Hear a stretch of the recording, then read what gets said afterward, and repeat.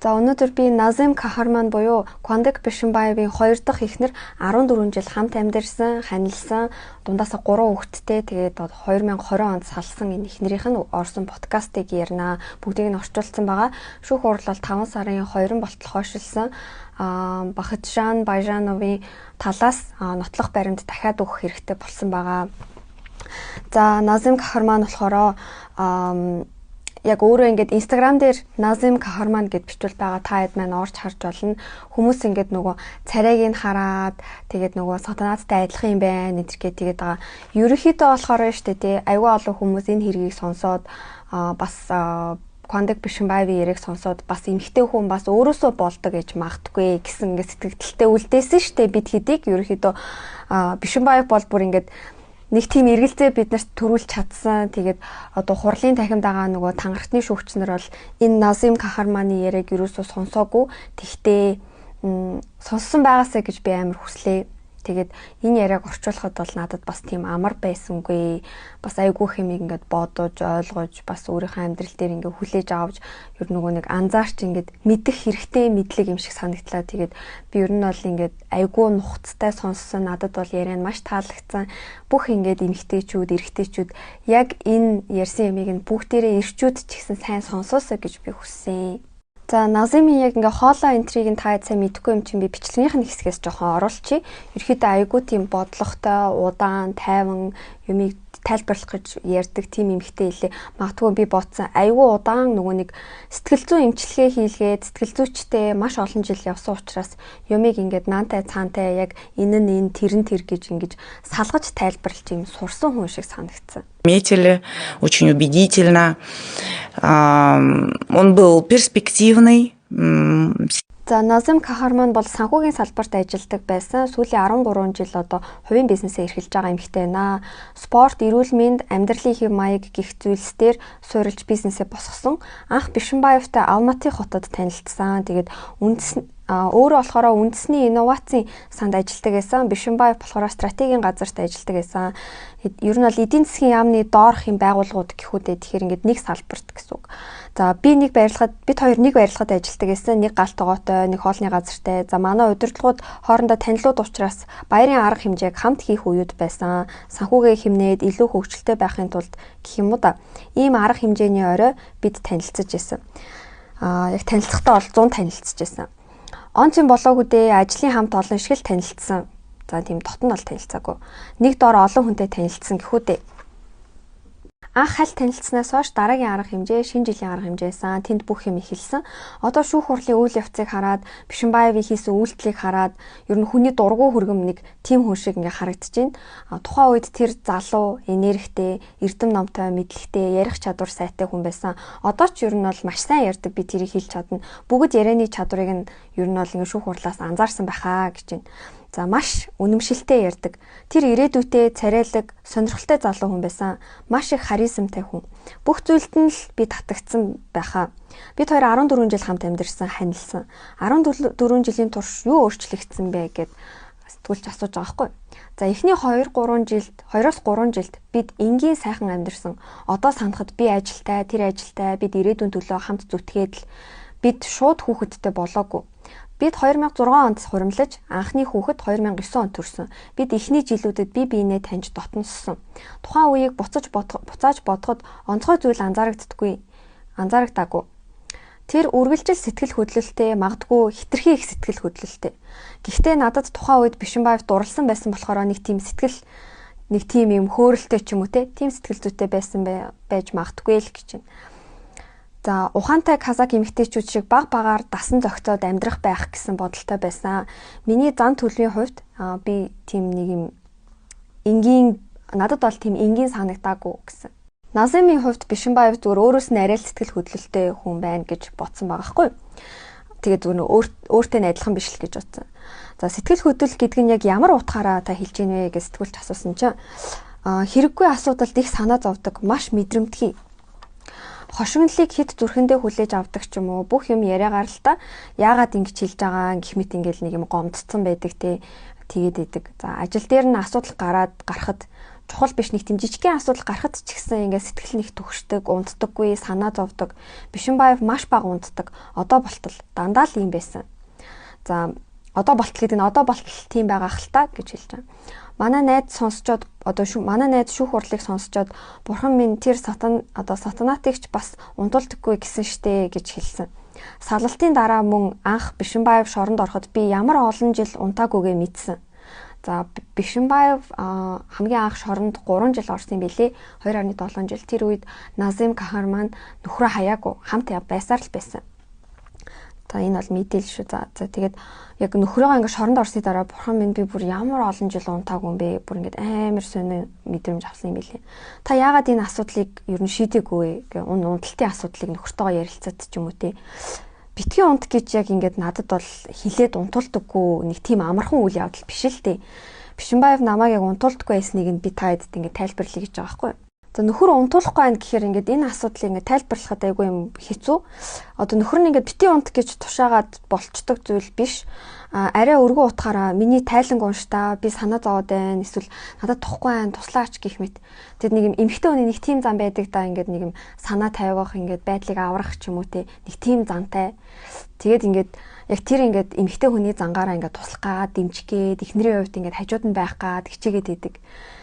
За тэгээд хүүхдүүд төрсний дараач энэ одоо ингээ унтдаггүй нь ингээд хിവэрээсэн. Тэгээд Назим болохоор миний эрүүл мэнд асуудалтай юм байна гэж би бодсон гэж байгаа байхгүй.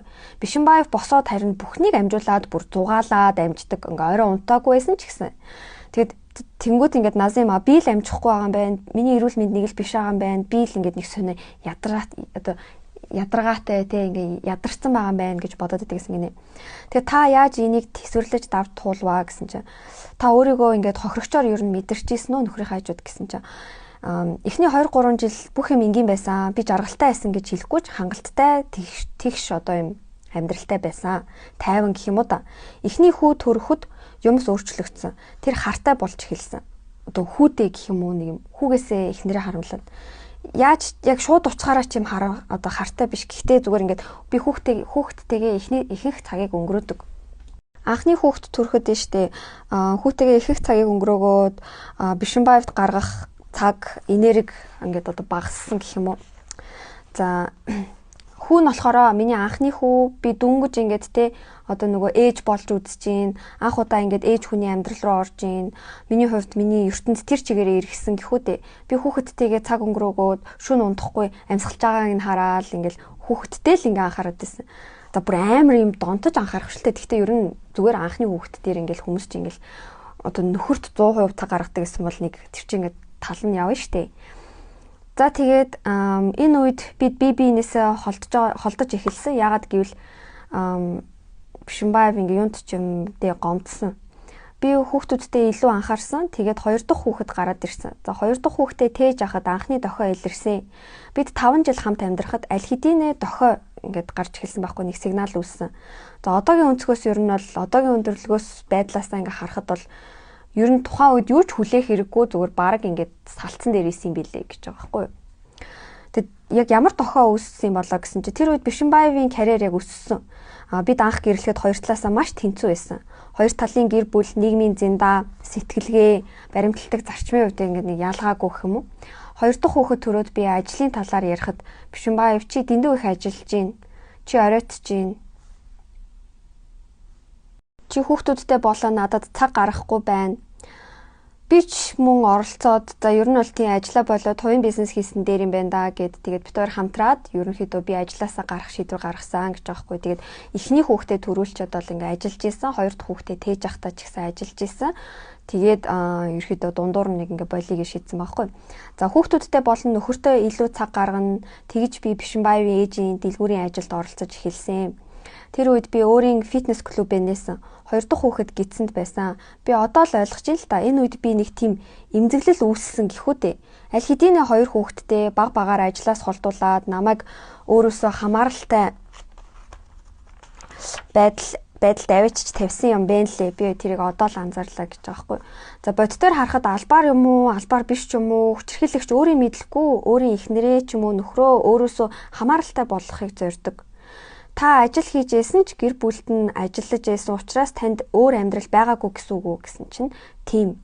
Та хизээ ажилласаа гарсандаа харамсаж эхэлсэн бэ? Шууд л мэдрэгцэн. Гэтэ бид чинь насаараа хамт амьдрахаар шийдэд гэрэлсэн, салахыг лав зориг болгоогүй учраас ингээд өөрийгөө ингээд дараад исэн байгаа хгүй юу? За зүгээрээ ингээд даваад гарнаа гэд.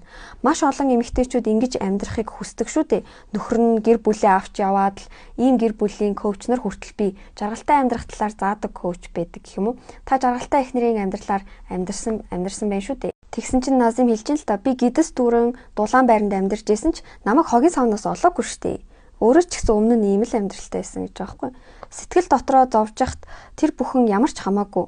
Гунигтай ямар нэгэн болохгүй байгаа мэдрэмжтэй яваад байхад ингээд аюу хэцүү ахгүй юу? Одоо ингээд чи одоо ойр тойрны хүмүүс нь чи байртай штэ, машинтай штэ, чамд бүх юм байна. Юу нь болохгүй байгаа юм бэ гэж Назим руу ингээд дайраад идэг. Тэгтэл дотор нь ингээд нэг л ийм яг болохгүй мэдрэмж байдаг. Яг тэрийг аюу гэдгийг ингээд мэдэхгүй. За гэр бүлийн харилцаанд хадам ээж, хадам аав, хадам хамаатан садан миний ээж гэр бүл оролцсон штэ. Тэг зөвхөн нөхөр биш. Манай ээж энэ бол эмэгтэй хүний үүрэг шүү дээ гэдэл чи ингэх хэрэгтэй, тэгэх хэрэгтэй. Би ч өөртөөгөө ярилцсан яагаад ийм мэдрэмж төрөөд байгаа юм болоо гэд. Одоо ингээ өөрийнх нь төрсөн ээж нь хүртэл ингээд чи айгу гоё амьдарч штэ. Чи өөртөө нөгөө жаргалтай эхнэрийн амьдралаар амьдарч штэ. Юу дутсан гэж яасан гэж ийм амар одоо ингээл би нэг л биш байна гэдэг байгаа ингээл өөрийнх нь ээж нь хүртэл өөрийг ингээ өгөөсгчээсэн байгаа байхгүй. Тэг ерөөхдөө ингээ гэр бүлийн амьдрал гэдэг чинь зөвхөн эрэгтэй эмэгтэй хоёр биш ингээл мэдээж багаар ч юм уу те энэ тэндээс нэг юм нөгөө талын гэр бүл ч гэсэн өөрийнх нь гэр бүл ч гэсэн ингээ жоохноор оролцох нь тодорхой. Тэгээд ойр тойрных нь хүмүүс нь ингээд чи юу ч болохгүй байгаа юм бэ? Бүх юм чинь гоё штэ гэдэг ангууд өөрийгөө ерөөхдөө ингээ хүчээр ятгаж эхэлж байгаа хгүй. За бүх юм сайхан болж байна. Бусад хүмүүс ч тэгэж хэлж байна. Тэгэхээр энэ хүмүүсийн бас зүв байж магтгүй. За ингээд өөрөө дотроосоо нэг муухай мэдрэмж аваад ангуутлаа ингээд тэр үед өөртөө ч итгэхээ болдог гэхүүдээ гинэ. За мөнгө хангалттай байдал гол зүйл биш юм байна. Өөрийгөө сонгох хэрэгтэй. Хүчирхийлэгчийн талаар ярихад хүчирхийлэгчтэй хамт амьдрахад та өөрийгөө тэр хүнд алддаг. Яг зөв. Таны саллалтын талаар ярил л да. Та за саллыг тгийгээд салчхаагүй байх. Энэ үйл явц яаж өнгөрсөн бэ? Тэр яаж хүлээж авсан бэ гэж сэтгүүлч асууж байна. За би 3 хүүхдээ маш богино хугацаанд төрүүлсэн. Би энийг хүссэн л дээ. Тэд биедээ сайн хандж исэн. Би нэг мөр төрчгөөд зогсоё гэж бодсон. 3 дахь хүүхдээ тээж явахдаа би салах шийдвэрт хүрсэн байсан. Хизээ гэдгээ яг мэдэхгүй ч салнаа гэж шийдсэн байсан. Таны салах шалтгаан юу байв гэсэн чинь би 31-тэй охинтой болсон. 2 хүү, 1 охинтой. Шууд шийдсэндээ ч бишэлтэй салах бодол орж ирнэ. Тэгээд өөрийгөө зогсоон. Тэгээд нийгэм олж уншин, найзтайгаа ярилцсан, эсвэл ээжтэйгээ ярилцсан. Тэд бол салахыг хүсэхгүй. Бид бүгд ингэж л амьдардаг. Бид бүгдээрээ л ийм юм туулж өссөн гэж хэлнэ. Бүх юм сайхан байна. Нөхөр ажилтай, хүүхдүүд амьд сэрүүн, эрүүл чи өөрийгөө яах гэж яагаад ингэж байгаа юм бэ гэж өөрийгөө ятгах гэж оролдчихсэн гинэ. Тэгэд юу нь яг муухай байсан юм бэ гэсэн чинь дотор муу байсан. Би дистаралтай яг тайлбарлах боломжгүй. Гэхдээ ингээд дотор нэг л юм ингээд бишээсэн. Назим одоо ингээд нэг мангастай сууснаа тэгээ шууд тэрийг хүлээн зөвшөөрсөн юм шиг тийм юм бол ерөөсө болоогүй гэж байгаа байхгүй. Ингээд хавх штэ маш багаар удаанаар ингээд нээгддэг. Маш болгоомжтойгоор нээгддэг. Миний хувьд энэ бол ингээд 5 дахь жилдээр яг энэ үйлдэл болсон. 2 дахь хүүхэд төрөхөд баг тайлагдаж эхэлсэн багаар. Түүний баг болон түүний эцэг эхийн баг 2 хүүхэдтэй яг намайг эмзэг авах үед гэж байгаа байхгүй. Эмэгтэй хүмүүс жирэмсэн байхдаа төрөхдөө хөхүүл байхдаа маш эмзэг байдаг. Энэ маш сэтгэл хөдлөлгөөм уюудалтай. Ямар ч эмэгтэй намайг ойлгох байх. Зөвхөн өөрийнхөө төлөө санаа зовох биш, эдгээр хүүхдүүдийн өмнө хариуцлагаа хүлээсэн учраас санаа зовдөг. Энэ үед одоо хүчирхийлэгч нар энэ байдлыг ашиглаад одоо давуу тал болгож өөрийнхөө төлөө ашигладаг юм аа. Тэг яаж ашиглана гэсэн чинь хянаж эхэлдэг. Энэ чам зөхгүй байна. Чи хаашаа явсан гэх мэт. Би хартаа байсан гэж хэлэхгүй. Гэвч тэр гэртээ ирэхэд гэвч одоо Бишимбаев гэртээ ирэхэд би гэртээ аль хэдийнэ хүлээж байх, түүнд цаг гаргаж ярилцаж байхыг хүсдэг. Тэр үргэлж сэтгэл төгшөөртэй байсан. Сатанаад найзтайгаа чатлсан чат байсан л та. Тэр чат нь бол үнэн шүү. Гинэ. Бишимбаев үргэлж ярилцахыг хүсдэг. Энэ нь маш их хичээл зүтгэл шаарддаг. Тэр үргэлж өөрийнхөө талаар сэдвэн үргэлж түүнтэй холбоотой байх ёстой. 5 дахь жилээсээ би ойлгосон. Би хинт ч чухал биш. Одоо би юу ч мэдэрч байгаа. Назим 5 дахь жилээсээ энийг ойлгосон. Би хинт ч чухал биш, би хинт ч хэрэггүй, миний юу мэдэрч байгаа, яаж мэдэрч байгаа, хэр байгаа ингээд хинт ч чухал биш юм байна. Тэгэд энэ бүхэн ингээд алхамаар мэдрэгдэн л дээ шууд нэг дор ингээд мэдрэгдэхгүй одоо ингээд багаар хүнийг ингээд дотроос нь иддэг байгаа байхгүй. Тэгээд 3 дахь хүүхэд гарч ирэхэд баг бүгд хууларсан. Ямар ч эргэлзээгүйгээр 2 дахь хүүхдийн дараа баг хуулраад буцаад зүүх ч юм уу те ингээд нэг юм хоёр нүртэй юм шиг байгаад байсан. За тэгээ 3 дахьаас бол бүр ингээл тэр чихтэй ингээл одоо нөгөө доторх хүн гарч ирсэн байгаа хгүй. 31 настайдаа би ойлгосон. Эмэгтэй хүний хувьд аз жаргалтай байна гэж байхгүй юм байна. Доторх мэдрэмж тийм гэхүү дээ. Ийм хүнтэй амьдрахад маш багаар ухаалгаар чадварлагаар чи хинт ч хэрэггүй гэдгийг ойлгуулдаг. Чи бол хөгшин хинт ч хэрэггүй ашиглагдсан гэх мэт. Би тэгээд л за гэл одоо тэр байдалтайгаа эвлэрдэг. Та их хэрч хүчтэй залуу эмэгтэй шиг байна гэд тэгсэн чинь би хинт ч хэрэггүй гэдэг одоо тэр мэдрэмжээс одоо өөртөө хангалттай өөрөөрөө бай гэдэг хүртэл одоо энэ хоёр мэдрэмжийн дунд хэдий хэр хугацаа ингээд шаардсан бэ? Та ингэж өөрийгөө олж авахын тулд гэж байгаа хгүй. Тэгсэн чинь яг намайг ингээ гаднаас харах юм бол ингээ өөрчлөгдсөн юм юу ч авахгүй л дээ. Бүх юм яг ингээ дотор олж байгаа байхгүй. Дотоод үйл ажиллагаа. За тэгээ 31-т яаж салах вэ гэж бодож эхлэхдээ нэг скандал энэ төр болж л байсан. За ингээд скандал гэдэг нэг айгүй том хэрүүл маргаан ч юм уу те айгүй том үйл явдал болсон байгаа хгүй. За тэгээд тэр үйл явдлын дараа за ийм байдалтайгаар би бол энэ хүнээс амархан салж чадахгүй байна, амархан явж чадахгүй байна гэдгийг мэдсэн. За салах бодлоос яг салалт хүртэл хэдий хугацаа өнгөрсөн бэ гэсэн чинь би салах талаар 7 жил бодсон. 7 жил юм уу та? Салсан эмэгтэйд дургүй нэг юм шүү дээ. Тийм амар байгаагүй. Ингээл одоо 7 жилийн хугацаанд амар салмаар явж ингээд салчих юм бол ингээд би яах бол гээл те ингээл би хинт ч хэрэггүй болчихно гээл тэгээл буцаал өөрийгөө ятгаал буцаал ингээл нийлээл буцаал дахиад хэцүү болоод тэгсэн байгаа хгүй. Та эхний 20-ны үед цуг байсан. Та 3 хүүхэдтэй нөхрөө дэмжсээр л байсан. Тийм. Та яагаад энэ замыг сонгосон бэ?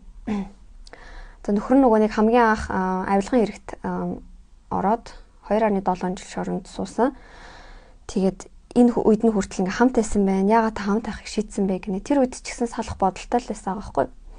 Тэгээд хүмүүжлтэй л байх л та өөрийн хүмүүсээ хизээч орхихгүй гэдэг нэг тийм хүмүүжил. Тэр муу нөхөр харин муу аав байгаагүй. Хангалттай сайн аав байсан. Нөхөр бол биш юм байна гэж би бодсон. Эмэгтэй хүний хувьд түүнтэй хизээч жаргалтай байхгүй юм гэдгээ мэдсэн. Хүүхдүүд байна, миний хариуцлага байна. Гэрлэлт гэдэг бол харилцан хариуцлага хүлээхийг хэлнэ. Бүх юм сайхан байхгүй, муу үеч байна. Өөрт чухал хүмүүсээ орхихгүй гэдэг. Гэрлэлт гэдэг бол харилцан хариуцлага хүлээхийг хэлнэ. Бүх юм сайхан байхгүй, муу үеч гэсэн байна. Өөрт чухал хүмүүсээ орхихгүй гэдэг замыг би сонгосон. Би бас өрөвдсөн. За Кондик Бишимбаевын тэр нэг авилгын хэрэг чинь ерөөхдөө айгүй том юм хэрэг юм байна л да. Бүр нилээн юм скандалтай. Тэгээд тэр үед болохоор Назим Кахарман нөхрийгөө өмгөөлж исэн юм байна. За тэг ерөөхдөө ол нөгөө нэг өмгөөллийн багт нь байсан гэсэн үг. За тэгээд 254 ингээд сэдвтэй маш том хэрэг байсан. Гэхдээ тэр хэрэг батлагдаагүй байсан. Би ч гэсэн одоо бүх ингээд баримтыг уншиж судалсан. Тэр хэрэг дээр Бишимбаевыг бүдүүлэг авиртай, эхнэрээ сольдог, Ахмад хүнийг хүндэлдэггүй хараадаг. Ер нь бол Бишимбаевын зан характерыг баталсан гэж байгаа байхгүй юу? За гинт хэрэгтэй нотлох баримт ерөөсөө одоо яг байгаагүй. Зөвхөн нэг гэрчийн үгээр л мөрдөн байцаалт нэгжлэг хийсэн. Хуучин Казахстаны үе байсан л та гэх нь хуучин ерөнхийлөгч үе байсан. Шүүх одоо үнэн шудрах шийдэггүй гэж би бодсон. Та сайн ээж эхнэр байсан тийм үү? Би хичээсэн, жоохон л хичээчихий, энийг л хийчихвэл надад баярлах байх гэх мэт нэг тийм дандаа л нэг юм одоо эерэг юм хүсэж байдаг нөгөө талаас ерөөсө гарч ирдэггүй. Энэ бүгд яг өөртөө итгэлгүй байдлаас үүссэн байж магтгүй.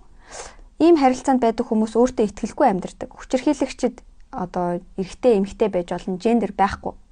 Дандаа хажуудах хүн нь ингээд нэг юм доошоо л мэдрэмж аваад байдаг.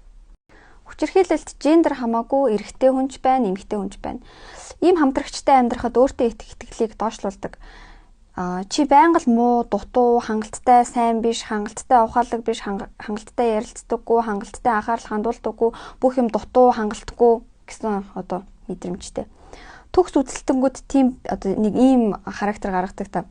Үгүй би хангалтгүй биш, Би онц сурагчээсэн хүлээгээрээ за би одоо гяс наатгах чинь чамд баталж харуулнаа гэдэг ч юм уу ингээл те. Нэг хүн хажуунаас чи ингээл болохгүй байх гингүүт болохгүй бол ингээл зүтгээд байдаг. Яг тэгээл хичээж явсаар агаал ингээл 14 жил амьдэрсэн байхгүй. Магтуулахын тулд хичээсээр л байдаг. Одоо морь луунгийн хойноос явж байгаа мэт гинэ.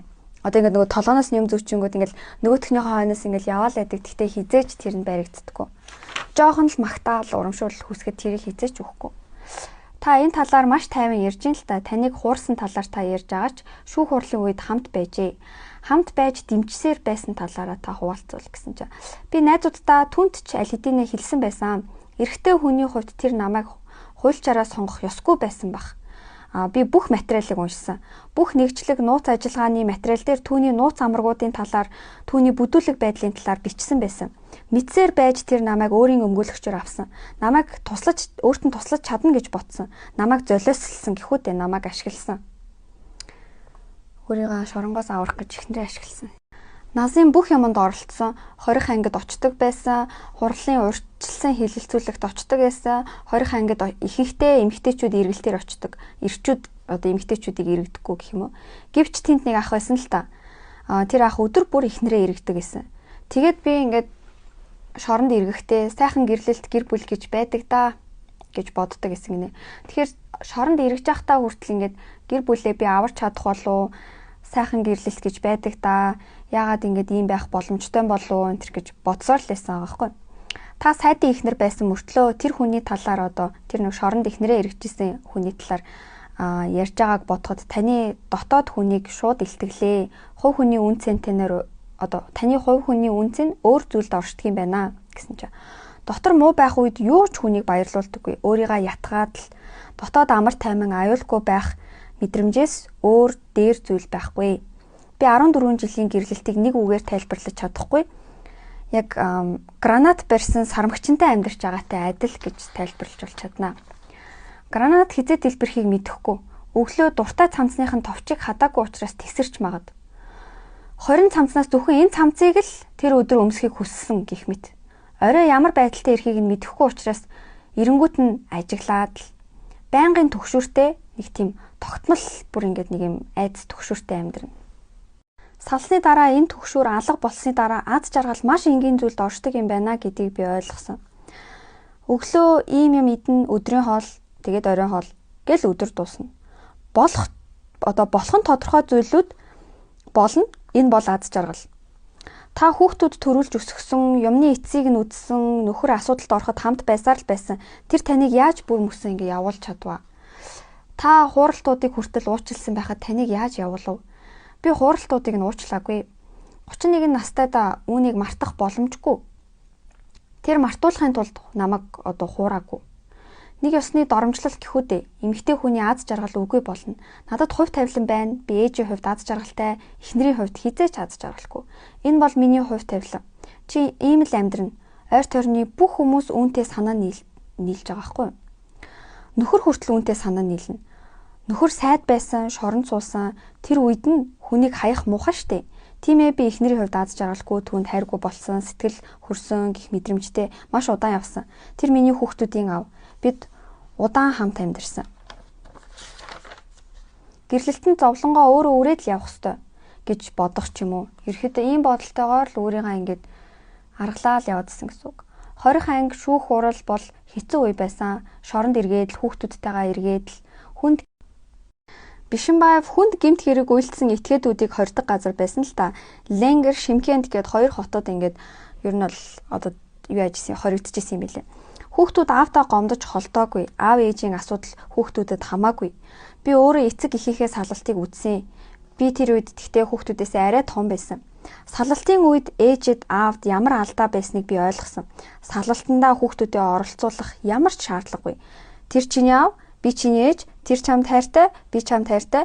Бид бие биендээ харин хайргүй учраас хамт амьдрахаа болж байна гэж хүүхдүүдтэй тайлбарласан. Эхнэр нөхөр хоёр салж ийн, аав ээж хоёр бол хизээч салахгүй. Аав ээж байсаар л байна. Та одоо хүүхдүүдтэй юу хэлж ийн? Одоогийн нөхцөл байдал аимшигтай нөхцөл байдал байна. 11 сараас хойш бид амралтанд аялаад арай дээрсэн. Гэвч хэцүү байгаа. Хүүхдүүдэд болоо надад. Би аимшигын зүүд үсттэй сэрэх байлгүй дээ гэж бодох жишээний. Алаагүй байлгүй дээ гэдэг ч юм уу. Гал усны аюулаас гарч чадсан чадаагүй ч юм шиг санагдсан. Одоо гал усны аюулаас өөрөө гарч чадсан ч юм шиг тэгтээ чадаагүй ч юм шиг. Ягаад гэвэл аль хэдийнэ тэр хүндээ 3 хүүхэдтэй байхгүй. Хүүхдүүд хэр байгаа вэ? Миний хамгийн том санаа зовлт тэр байсан. Хүүхдүүдийн талаар нэр интриг нь бичиж эхэлсэн. Комментор ч юм уу. Энэ бүх зүйлийг би ганцаараа давах боломжгүй байсан. 100% давж гарч чадахгүй. Би тэр цаашаа Бишимбаев бол мэдээж хүчирхийлэгч. Түүнээс явхад мэрэгчлийн сэтгэл зүйн бүр эмчтэй болсон. Түүнээс биш ганцаараа давах ямар ч боломжгүй. Аюулгүй зүгээр давж гарахад маш өндөр зэргийн мэрэгчлийн сайн, хамгийн гол нь сайн зөв хүн байх хэрэгтэй гэж байгаа байхгүй. Тим эмч ингээд сэтгэл зүйч хэрэгтэй. Хүүхдүүдээ одоо тэр зүйлээс тэр одоо нөгөө нэг хэргийн орой болсон мэдээнээс хамгаалах ямар ч боломжгүй. Тэр өдөр одоо мэдээ орой цацагдсан. Би хүүхдүүдээ унд гэж хэлээд интернетээс салгасан. Том хүн надаас сонсоогүй, найз нь залгаад хэлсэн байсан. Хүүхдүүд сатанатын төлөө маш их харамссан. Түүнд их санаа зовсон. Өөрсдөө санаа зовсон. Ийм мэдээлэлтэйгээр одоо яаж амьдрах вэ те? Аавынхаа юу хийснийг мэдчихээд яаж зүгээр суух вэ? Маш их сэтгэл хөдлөл, янз бүрийн одоо сэтгэл хөдлөлүүд гарч ирсэн. Уур, уцаар, цөхрөл гэх мэт. Би хүүхдүүдийнхээ найзуудад баярлж байгаа. Тэдний эцэг их багш, манай дасгалжуулагч, Каримийн хоккейн дасгалжуулагч, манай дунд хүүгийн тооны багш, шатрын багш нарт баярлж байгаа. Агуу том дэмжлэг үзүүлсэн. Эхний өдрүүдэд том хүүгийн маань найзууд нь ирээд бусад багийн гишүүд нь хүртэл өрсөлдөгч нар нь залгаад санаа тавьж дэмжлэг үзүүлсэн. Манай охины сургууль дээр шүүгинд нь захианууд үлдээсэн гэх мэт. Тэд хэдэн өдөр сургуультай яваагүй л дээ. Яагаад гэвэл би айсан, юу ч болох юм бэлээ. Хүүхдүүд айгүй хорон гэж ярьдаг та. Би тис ондоо дүр зураг харсан. Хүүхдүүд маш ухаалаг. Одоо цаг үе өөрчлөгдөж хүмүүс өөр болжээ. Тэдгээр хүүхдүүд болон эцэг эхт нь би талархаад баршгүй. Манай хүүхдүүд дээрлэхэлт үзээгүй, үзэн ядалт мэдрээгүй. Би хүүхдүүдийнхээ өмнөөс баярлж байгаа. Ээж хүний хувьд энэ надад маш том тус болсон. Би баярлж байгаа. Та үнэхээр төгс ээж юм аа гэдгсэн чинь уучлаарай төгс ээж гэж байхгүй гэсэн. Квандик таныг зоддог байсан уу? Биеийн хүчирхийлэл байсан уу гэдгсэн чинь бид бүгд тэр аимшигтай бичлэгийг үзсэн. Дэлхийд даяараа үзсэн. Сатанатыг зодж байгаа бичлэг. Миний амьдралд тийм юм байгаагүй. Гэвч тэр одоо биеийн хүч хэрэгэлдэг байсан. 14 жилийн туршид сайн санахгүй ч 6-аас 8 удаа тийм үйл явдал болсон. Гэвч тэд нар нь одоо над руу юм авч шидэх, хүнд юм шидэх, түлхэх гих мэтэр байсан. Эргүүлээд намайг чи өөрөө унсан бидтэй гих мэтэр хэлдэг. Би өөрийгөө яаж нөгөө булан руу тэгээ шидэхвтэй. Гараас угц татах, хажууд байгаа ямыг цохих гэх мэт. Хүн айналтаа яг хүнийг айлахын тулд энэ үйлдэлүүд хийж байгаа хгүй. Эдгээр үйлдэлүүдээр би ууртаа шүү, цохиж чадна шүү гэдгийг харуулах зорилготойгоор л хийсэн байх. Маргаашч тэр цохилт ирж магад шүү гэсэн нэг юм төгшөр өгч байгаа хгүй нөгөө хүндээ. Ийм үйлдэлүүд нь одоо чамайг айлахын тулд хийгддэг. Хүлээлттэй байж л та юу болов гэ. Ингээд уурлаад ороод ирэнгүүт байж л та юу болов гэдэл тайвшруулахыг хичээнэ. Дандаа чиний буруугаас гэж над руу хэлдэг. Хүүхдүүдэд хамгаалахын тулд ийм үйл явдлыг багаар унтраагаад одоо гал унтраах гэх юм уу? Гал унтраагаал явна. Тэгээд хүүхдүүдэд гар хүрч байгаагүй ерөөсөө гэж. Ийм хүнээс салах хэцүү. Би анх гэрээсээ явах гэж үзэхдээ 3 дахь хүүхдээ гидсэндээ тээжсэн. Зоргоо чангалаад чи надад таалагдахгүй байна. Би явлаа гэж хэлсэн. Би ганцаараа гидсээ чирээд л явсан л үйл явдал болчихж байгаа хгүй. Тэр хүүхдүүдийг өгөөгүй. Би хүүхдээ аавна. Бишимбаев ингэж хэлсэн. Би хүүхдүүдээ аавна, чамд өгөхгүй. Хүсвэл энэ чигээрээ яв гэдгийгсэн. Миний хүсэл тийм байгаагүй. Би хөвгүүдээ үлдээхгүй. Тэр нэг төрлийн манипуляц байсан юм билээ. Бишимбаев хүүхдүүдтэй бол ээж нь лав байхыг лав хүсэхгүй. Тийм учраас ер нь энийг ингээд айгүй өөрөө нөгөө сэтгэл зүйч дээр айгүй удаан явцсан болохоор би чамд хүүхдүүдэд өгөхгүй, би чамд хүүхдүүдэд харуулахгүй гэдэг бол нэг төрлийн маш том манипуляц. Энэ бол ингээд хүнийг шахалтанд оруулж байгаа үйлдэл гэж байгаа хгүй. Тэгээд энэ ч гэсэн одоо Монголд бидний амьдралд зөндөө байдаг.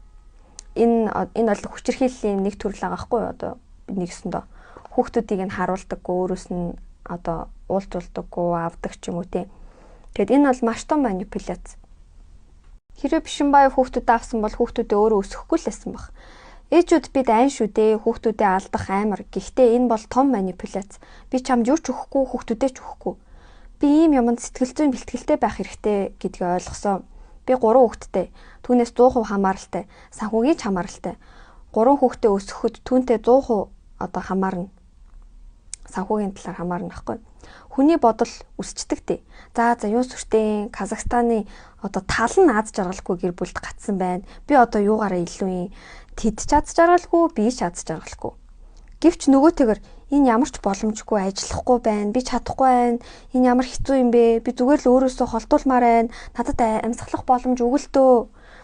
Энэ хоёр бодлын дунд тэмцэлдэж ойлгосон зүйл нь за ингэж лав салахгүй юм байна гэдгийг ойлгосон. Хүчирхийлэгчээс сална гэдэг маш хэцүү, салж чадахгүй. Эхлээд санхүү бүх мөнгө одоо матрасан доогуур ороод алга болно гэдэг шиг ингээд бүх юма бодох хэрэгтэй байхгүй. 3 хүүхэдтэй үед санхүү маш чухал сэдв. Бид хоёр салахад хүчирхийлэгч санхүүгийн тусламжаа татдаг. Та хэсэг хугацаанд орлогогүй амьдрсан уу? Тийм. Тэр миний одоо фитнес клубыг хүртэл авсан. Назим өөрийгөө хэлж ин л та би нэг тийм хүн л дээ гинэ. Өөртөө хэлээд л чи ухаантай штэ хүүхдүүдээ өөрөө өсөг ханга салах шийдвэр эхлээд гаргасан хүн нь ухамсараараа болон санхүүгээрээ бэлэн байх ёстой. Найрсгаар тэмцэж салах ёстой. Тэгэхгүй бол хизэж явуулахгүй. За цагтаа хорих гэдэл олон газар суусан штэ. 3 жил ерөнхийдөө бол 2.7 жил суусан. Очиход таагүй газрууд тэр гараад ирэхэд бид 1 сар хамт амьдэрсэн.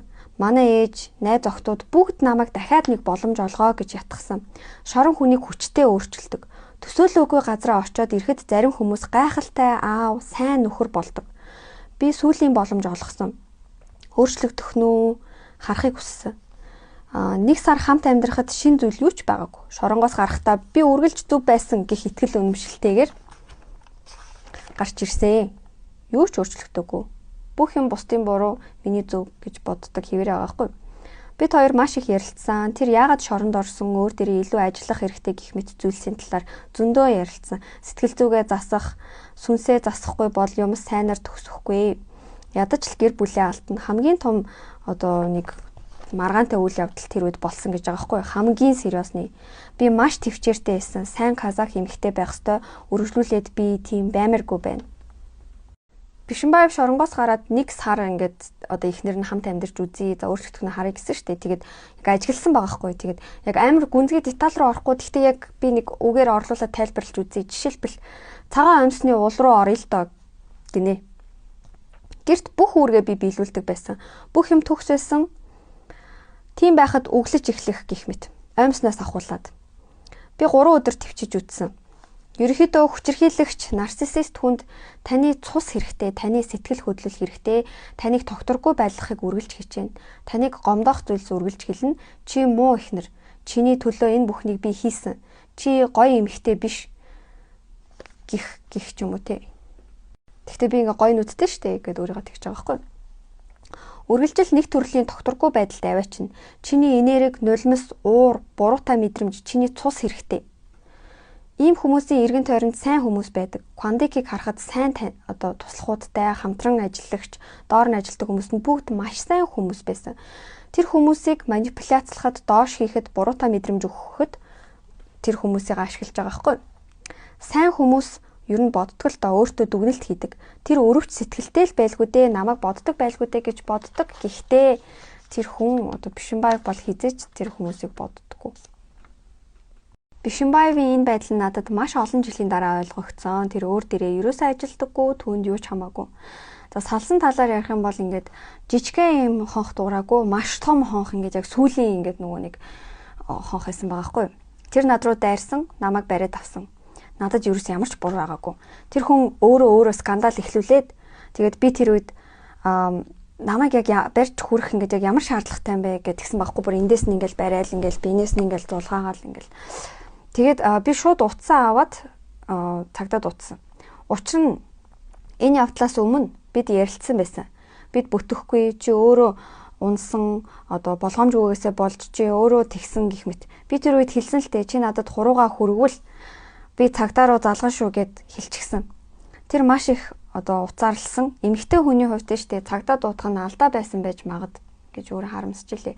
Тэр маш их уралсан. Миний утсыг аваад 0 руу хийсэн. Тэр маш их уцаарлсан. Тэгээд л төгсгөл ирсэн. Түүх 0-ын суултуурлуул яваад ах юм да. 0-ын суултуурын таг байдаг та. Тэрийг хүчтэй сугалж аваад над руу шидсэн. Маш хурдан хүчтэй болсон. Тэр надаас 2 дахин том шүү дээ. Энэ бол аюултай. Би зүхтаагаад галтгоонд өөрийгөө түүхчихсэн. Одоо шүүх хурал дээр ярьж байгаадаа тэр хаалга эвдэлсэн, цөмөлсөн гэх мэт. Үүрийн 3-4 болж исэн баха. Тэр галтгоонд юм хум эвдэлж эхэлсэн. Би хаалгаа нээгээд шууд хөвгүүд рүүгээ гүйсэн. Би хэлмээрэн л та бүх хүнээс тусламжгүй. Энэ бол ичих зүйл биш. Чимээгүй байжлаа болохгүй юм үед. Миний том хүү 10 настай байсан. Хүү маань 2 давхар орны дээрээс үсэрч буугаад аава гуй л та битгийлтэй гэсээр байгаад Бишимбаевыг ухаан оруулсан. Би тэр үед ойлгосон. Маргааныг лавшруулах нь хин хиндээ сайн биш юм байна. Ийм нөхцөлд за ойлголоо унтын амрын ярилцгийг гих ч юм уу ингээл тайвшруулах хэрэгтэй байна. Энэ үйл явдал маш том хонх сигнал болсон. Би дахиж хүүхдүүдэд ийм маргаан хэрүүлд оролцуулахгүй. Би өөрийгөө хамгаалах ёстой учраас явсан. Би ээж нь учраас хүүхдүүдэд хамгаалах ёстой. Энэ явдлаас 2 сарын дараа Квандик юм аваад явсан. Одоо 1 сар шанс өгөөд за болиг шидээ. Тэгээ 2 сар ингээ ятгсаар агаад ингээд бүр багаар ярилцаар агаад явуулсан байхгүй. Тэр явахыг хүсээгүй. Квандик хэлэхдээ ярилцъя, ойлголцъя гэдэл чи өөрөө эхэлсэн штэ гэж над руу хэлжсэн. Бишимбаев бурууг над руу өгч хохирогч болж исэн. Энэ яриандаа ч эргэлздэгчгүй. За миний сонгосон зам бол маш зөөлнөөр салах аргыг сонгосон. Би цагтаа дуудснараа сайн зүйл болоогүй. Цагтаа миний талд байсан ч гэсэн буруу юм хийсэн.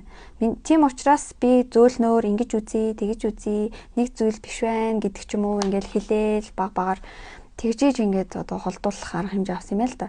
Квандик нууц амрагтайч байна уу, үгүй ч байна уу, ямар ч хамаагүй. Чи сайн хүн үү, муу хүн үү, би сайн хүн үү, муу хүн үү? Энэ ингээд ямар ч хамаагүй болсон гэж аахгүй. Ерөнхийдөө бол за ер нь бол Квандик сайн хүн үү, муу хүн үү, одоо Назим өөрөө сайн хүн үү, муу хүн үү, сайн эхнэр үү, муу эхнэр үү? Тэр ерөөсөн ямар ч хамаагүй зүгээр ингээл багаар ингээл ерөөсөө тэр Квандик одоо тий хүнтэй явуулдаж гин үү, үгүй байна уу? Тэр мэр ерөөсөө өөрт нь бүр ингээд бүр сэтгэл зүй нөгөө тэг болцсон байгаа байхгүй.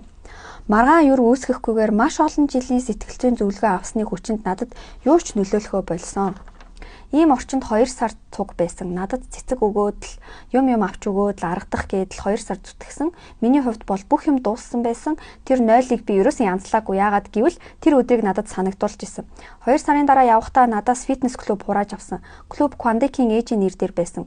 Маш олон сар хүүхдүүдэд халамж өгөөгүй. Нэг төрлийн манипуляцтай өөрөө чаддсан бол өөрөө хий, харъя л та гэх мэт сэтгэлдэлтэй. Шүүх хурлын дараа бүгд л энэ хүн юу хийх чадамжтайг харсан байх л та. 2 сар хамт байх үед нэг юм болсон. Маш их наашаа цаашаа гэл ингэдсэн байгаа байхгүй. За би 3 хүүхэдтэй штэ. Би хүүхдүүдэд орхиод чамаагүй явахад бэлэн байсан. Дараа нь төлөвлөгөө гаргаад хүүхдүүдэд авдаг ч юм уу те. Нэг тийм төлөвлөгөө хүртэл боловсруулж үзсэн байгаа байхгүй. 5-6 сарын дараа одоо Квандик тайвширсан. Чи ганцаараа амьдрах хэрэгтэй, ганц бие хүний амьдралаар амьдраад үзгэх мэт зүйлсийг би хэлсээр л байсан. Олон эмэгтэйчүүд байгаа штэ, альвал дээ. Чи ганцаараа ингээд жоохон нөгөө bachelor амьдралаар ингээд жоохон амьдарч үзмүз гэл. Квандик буцаж нийлхийг хүссэн, хичээсэн. Улиралдаа нэг удаа чат ирээд шүн аудио voice message явуулаад л тэгээд би ерөөс тэрийг сонсдоггүй байсан. Тэгээд нөгөөхөө өглөө нь устгадаг ч юм уу, сохтуудаа явуулсан мах л та, мэдхгүй. Тим хүмүүст хуруугаа өгөхөд шууд хазна. За би салахтаа маш их баяртай байгаа. Бид найзуудаар үлдээгүй. Салсандаа маш их баяртай байгаа. Бид найзуудаар үлдээгүй. Гэхдээ аятайхан харилцаатай. Бид хүүхдүүдийнхээ талаар, төлөвлөгөөний талаар л ярьдаг. Би ярихдаа дотн мэдрэмжтэй эсвэл инээж ярьдаггүй. Жоохон л инээмсэглчихвэл тэр хүн нийлнэ гэд ойлгочихно. Би түүн рүү нэг л инээсэн. Тэр нь хуримлаж байгаад нь баяр хүргэх гэж аз жаргал хүсэж инээсэн. Миний түүхтэй адил түүхтэй хүмүүс зөндөө байгаа баха. Надад хүүхдүүд байна, надад туршлага байна. Яг уу сөрөг туршлага байна л та. Би энэ туршлага дээр суурилж өөрийгөө сонгосон, өөрийнхөө замаа олсон, өөртөө танилцсан. Би шоронд шүүх хурлын үеэр түүнтэй цуг байсан. Би тиймч бас гайхуулах туршлагатай хүн бишээ л гэж. За ийм харилцаанд байдагч мөнгө олох боломжгүй гацсан хүмүүст та юу гэж захих вэ? Энэ хорвоод нь штэ. Орчлоо хорвоод мөнгө зөндөө бий. Би бүх охтууд дотроо ямар нэг хүчтэй байдаг гэдэгт итгэдэг. Ямар нэг чадвар сайн цэвэрлэх, дуулах, хоол хийх гэх мэт ч юм уу. 100 сая эсээс нэг нь ялаад гараад ирсэн. Бишимбай хүртэл ялаа гараад ирсэн байгаа байхгүй юу? Өөртөө найдах нь, өөртөө түшиглэх нь зөв. Өөртөө жижиг ялалтуудыг байгуул. Өөрийгөө бүү үн цэнэгүй болго. Та төрсөн, та аль хэдийнэ ялсан. Та эхний даваагаа давчглаа. 100 сая хийсээс ялчлаа штэ. За тэнгуүтлээ. Дараа нь сургуульд сурсан, диплом авсан энийг ч гэсэн чадна гэх мэт. Би энийг чадна, тэрийг чадна гэх мэт. Би ямар юмнаас ам гарсан гэх мэт те. Одоо маш олон богино хугацаанд эзэмших боломжтой мэрэгчлүүд гарсан байна л да. 3 сар, 6 сарын дотор сурах боломжтой. Эзэмших боломжтой. Мөнгө гадуур их би мөнгө олж болно. Дээд боловсралгүй мөнгөтэй хүмүүс зөндөө байна. Өөртөө итгэх нь, өөрийгөө үнэлэх нь чухал. Хүчирхийлэгч нар хатуугаас чи хинч биш. Хүчирхийлэгч нар хажуугаас чи хинч биш. Би л энэ бүхнийг хийж байна. Чи юу ч хийхгүй байна, чадахгүй байна гэж хэлсээр агаад чи талархах сэтгэлгүй сатанат руу бичсэн байсан л байлээ. Чи талархах сэтгэлгүйгээр бичсэн байсан. Эдгээр зүйлс хүчирхийлэгчээ хавах, сонсох хэрэггүй, итгэхэ болох хэрэгтэй. Өөртөө итгэх хэрэгтэй. Би чадна, би хийн, би давж гарна. Би сэтгэл зүйгээ маш удаан хайсан. Би сэтгэл зүйчээ маш удаан хайсан. Зарим сэтгэл зүйчнэр намайг байгаагаас мань дор болгосон. Хайсан нь олно гэдэг штеп. Сайн хайх ёстой. Тэгжээж олноо. Асуудлаа хүлээн зөвшөөрөхөөс эхлээд өөрөө олон ямиг давж туулна. Хажуу хүмүүстэй хэлэхэд тэд итгэхгүй. Тэр чинь хажуугийн хүн маань ингээд хүчирхийлэгч байна гэд хэлэнгүүд нь штеп. Юу вэ? Тэр чинь сайн хүн штеп. Тэр чинь бараг туулаа штеп. Тэр чинь хөөрхөн штеп. Хүүе ийм амар сайн залуу штеп. Тэр чинь сайд штеп гэл те. Тэгэл юу яриад байгаа юм бэ? Чи харин юу хийсэн болоод чам руу гэрлийн суур шидчихвэ гэдэг ч юм уу те. Чиний буруу юм биш үү гэл. Ийм нөхцөлд өөртөө туслах хүнийг олох маш хэцүү. Харин би олсон. Бүх юмыг тэр ойлгосон. Одоо тэр сэтгэл зүйч эмэгтэй. Мэргэжлийн хүн байсан л та. Одоо би амьд байна. Хүүхдүүд ээжтэй дэмжлэг байна. Амьдрал үргэлжилсээр. Хүүхдүүд салтаанатад маш сайн байсан. Би Квандыг хүнтэй суухад баярлсан. Ашгүй хүнтэй суулаа. Би их гинэн бодсон юм байлээ л дээ. Ашгүй одоо жаргах байлгүй дээ. Намайг алдаад хүүхдүүдэд алдсан юм чинь юм ойлгосон байлгүй дээ. 40 гарсан юм чинь ухаан суусан байлгүй дээ. Эрэгтэй хүний хамгийн хэцүү үе амьдралын эхний 40 жил гэж нэг хошигнол хүртэл байдаг та. Хүүхдүүд тэгсэн чинь харин ингээд өөрчлөгдөг байгаа байхгүй юу? Хүүхдүүдтэйгээ ярилцаад дэмжиж хүндлээд аавынхаа эхнэрийг хүндлэх хэрэгтэй гэд хүүхдүүдтэйгээ ойлголцсон. Хүүхдүүдээ амьдралтаа оруулаад хурминдаа хүртэл урих талаарч ярьсан. Хүүхдүүд очсон. Тэнд хүүхдүүдэд нь бүр бэлэг өгсөн байхгүй. Манай охинд нэг цамц өгсөн байсан. Манай үеэлдүү манай охиноос арай жоохон л та. Тэгээ манай охины багцсан уцуудыг хаяа ингээд авч өмсдөг.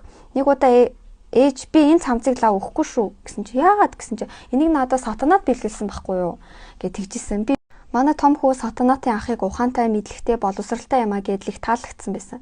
Сатанат их зөөлөн уян даруй төлөв эмэгтэй байсан юм бэлээ. Манай хүүхдүүд надад тэгж хэлсэн. Манай охин Сата гих хөгжилтэй хөнгөн амьд одоо тийм хөдөлгөөнтэй гэх юм уу та одоо юу гэх юм ер нь нэг тийм санагдсан гэж хэлсэн. Тэгээ та яагаад сатанаас чиг биш юм гэд охин асууж ирсэн гэдэг тэгсэн чинь яа нуучлаар би нөгөө ингээ 3 хүүхд гаргаад тэгээд одоо ингээ жоох ингээ яах вэ гэд охиндоо тэгж хэлчихсэн гинэ. Тэгээ сатанаад бүр ингээ охинтой цуг ингээ бассейн хүртэл яваад одоо охиныхын найзууд хүртэл сатанаатад амар сайн байсан гинэ. Тэгээд тэд маш сайн найзлсан гэж. Болсон явдлыг сонсоод хүүхдүүд яг юу болсон бэ гэсэн чинь миний охин шууд уйлсан. Сатанат сайн хүн байсан гэд надад аимшигтай байсан. Яаж хүүхдүүдээ хэлнэ гэд тэгтээ яг хөө тэгэл хэлсэн л дээ. За энэ хоёрын хувьд штэ Бишимбаев, Назим хоёр 2019 онд харилцаа дууссан. 2020 онд албан ёсоор гэрлэлтэд цуцлуулсан юм байна. Тэгээд надад 3 нөхөр байсан. Бишимбаев, түүний ээж, түүний аав. Бүтэн ном дуусгасан мэт би бүр анх удаа ингээд салчаад амьсгаа авч исэн гинэ. Би түүнд амжилт хүссэн. Аз жаргалтай аав байх чухал шүү дээ. Одоо аав над жаргалтай байвал хүүхдүүд нь ч аз жаргалтай байна. Ер нь хүүхдүүдэд бодоол Бишимбаевт ингээд маш их аз жаргал хүсэж исэн байгаа байхгүй.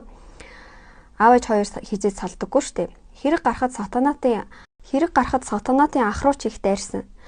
Энэ нийгэмд хүмүүс өөрөөсөө болсон байх гэж би бинд лугаа дайрах нь их. Одоо ингээд гэр бүлийн хүчирхийлэлд бүр ингээд нас орчоод байх чинь өөрөөсөө л болсон байлгүй гэж хүмүүс ингээд дайрсан. Манай нөхөр өөдөөс уурлаад өөрчлөгдөхгүй гэх үед чи яг юу хийцэн болоод тэгээд ингээ өөдөөс ч уурлаад идэв гэдэг ч юм уу тий. Чамд буруу байгаа юм биш үү? Бүх юм гэл ингээл би бинд л одоо хүмүүс рүү өөрсдрөө нь буруулж ихэд идэг. Бүх юм онлайнаар нээлттэй цацагдахад сонсоод нэг талаасаа би айсан. Бид нар чинь одоо гэр бүл шүү дээ. Нөгөө талаасаа эмэгтэй хүний хувьд би баярлсан. Яагад гэвэл эмэгтэй хүмүүс маш их гэр бүлийн хүчирхийлэлд автж байна. За ерөөхдөө баг одоо судалгаагаар бол 5 эмэгтэйчүүдийн нэг нь гэж байгаа. Гэхдээ баг 2 эмэгтэйгийн нэг нь хаа гэж би бодсон. За ингээ өөрчлүүлээд ерөөхдөө өөрийнхөө зүгээр ингээд одоо сэтгэл зүйн байдлын талаар ярьсан. Тэгээд би яг тэр хүртэл ингээ орчуулчихтаагүй тэр нэг 2-3 өгүүлбэр байсан баг. Назим Кахарман бол бүр үнэхээр ингээд яг ингээд сэтгэл зүгээ бүр ингээд сэтгэл зүйчдээр маш удаа явж ижилээ өөрийгөө аварчсан эмэгтэй юм байлээ. Ийм амар хүнээс яг яаж нэрээ бүр маш их ухаан гаргаж иж ингээд салсан гэдэг нь маш тодорхой. Тэгээд айгуу зэгцтэй ярьж илээ. Тэгээд ярианаас нь бол би өөрөө ч гэсэн ингээд маш олон юм ингээд ойлгосон. За энэ бол ингээд өнөөдрийн сүүлийн ирэл тэгээд сонссон та бүхэндээ баярлалаа. Шүүх хурлын шийдвэр болохоор 5 сарын 2-нд гарах нь үгүй мэдэхгүй байна. Энэ ер нь ингээд бас нэмэлт материал хэрэгтэй энэ гэд бас хойшлоод байх боломжтой л юм байна. Тэгээд та бүхэн маань ингээд хүлээж аваарэ.